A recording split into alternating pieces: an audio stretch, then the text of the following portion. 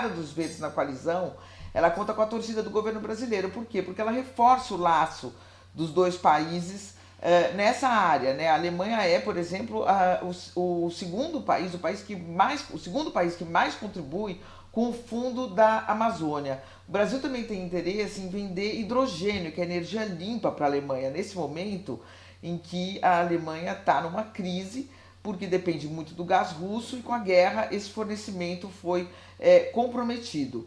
Então o Brasil pauta muito essa relação com a Alemanha no comércio, né? O Brasil tem um comércio poderoso com a Alemanha. No ano passado foram 18 bilhões de dólares de fluxo comercial entre os dois países.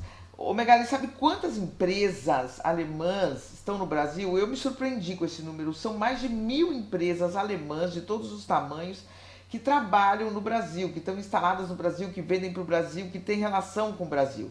Né? Então é o comércio, mais do que a política, que pauta as nossas relações. E são relações muito boas. Né? É claro que uma mudança de governo, depois de tantos anos de um outro governo, de uma outra força política, gera um pouco de tensão, eu não diria, mas exige um pouco de atenção maior, estabelecer relações mais pessoais, estabelecer relações diplomáticas mais firmes. Mas eu ouvi de um diplomata que, se fosse a extrema-direita, sim, o Brasil teria que se preocupar. Mas sendo a direita, que inclusive rejeita a extrema-direita, as relações tendem a seguir um fluxo normal. Agora, Megali, nem tudo são flores, né? Há uma preocupação especial com a questão imigratória. Esse é um governo que se elegeu com essa bandeira de regular mais a vida, a imigração, de não permitir que tantas pessoas entrem no país sem um controle mais rígido.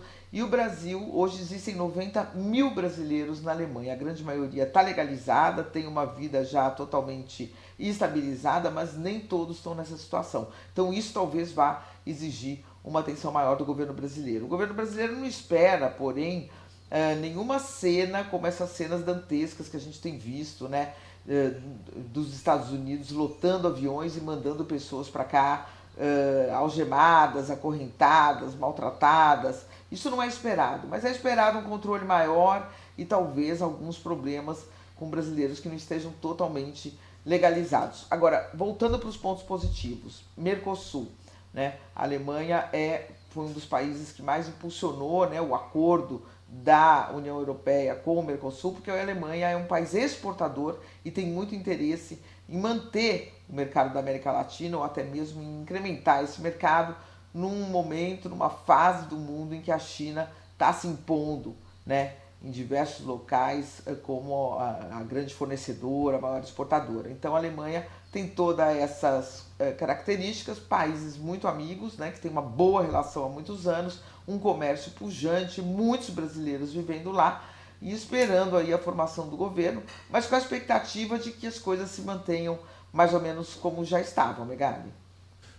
Empresas alemãs, fiquei curioso, a maioria delas está instalada em São Paulo, as maiores, Bosch, Bayer, Siemens, Nivea, Faber-Castell, sabia? Alemã, Allianz, Porsche, o que não falta é empresa alemã, grandes empresas alemãs. Volkswagen. Volkswagen, exatamente, instaladas aqui no Brasil. Mônica Bergamo, Muitas volta. empresas, mas é incrível, né, Megali? Realmente, para mim, o número de empresas.